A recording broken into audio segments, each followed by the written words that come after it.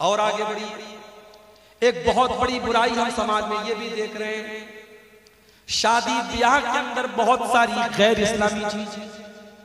इसी बंगाल के अंदर हमने देखा हल्दी की रस्म हो रही है, और हल्दी की रस्म जिस दिन हो रही है बहुत बड़ा फंक्शन हो रहा है। सारी लड़कियों ने हल्दी कलर के कपड़े पहने हुए हैं, सारे लड़कों ने हल्दी कलर के कपड़े पहने हुए हैं, पूरा खाना पीना हो रहा है। और क्या हो रहा है साहब, ये हल्दी की रस्म हो रही है। मुसलमान की शादी है, मुसलमान में भी अहले हदीस की शादी है, सीने पर हाथ बांधने वाले की शादी है, रफा यदैन करने वाले की शादी है, लेकिन हल्दी की रस्म उसके घर पे हो रही है।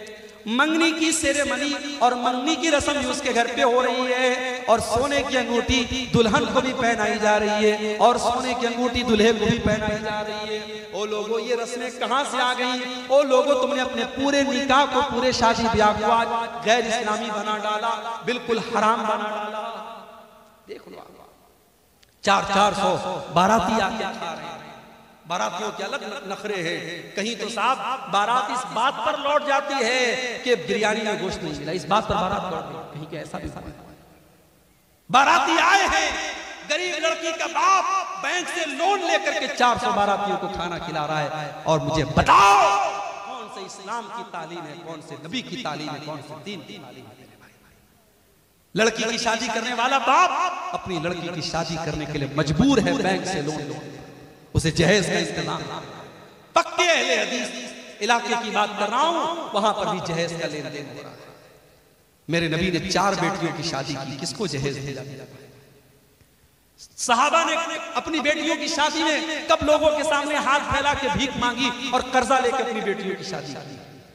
आपने बेटियों को बोझ बनाया है, और यही वजह है हमारे मुल्क में, हमारे भारत में हर साल लाखों बच्चियां मां के पेट में मार दी जाती हैं, क्योंकि उनका गरीब बाप नहीं चाहता है कि मेरे घर में एक और बेटी आए और मुझे फिर अपनी बेटी के लिए कर्जा लेना पड़े।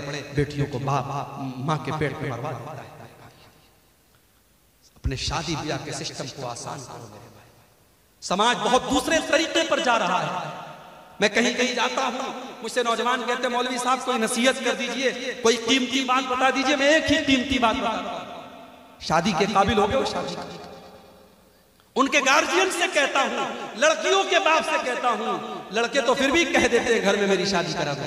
लड़कियां बेचारी शर्माती है, वो नहीं कह सकती। लड़की 25 साल की हो गई, 28 साल की हो गई, 30 साल की हो गई, तुम शादी नहीं करा रहे, क्यों नहीं करा रहे? अरे मौलवी साहब क्या बताएं, हमारे बराबर का रिश्ता नहीं मिला है। अपनी शर्तों को थोड़ा डाउन कर दो, अपनी शर्तों को थोड़ा कम कर दो, अपनी बच्चियों की, अपने बच्चों की सही टाइम पर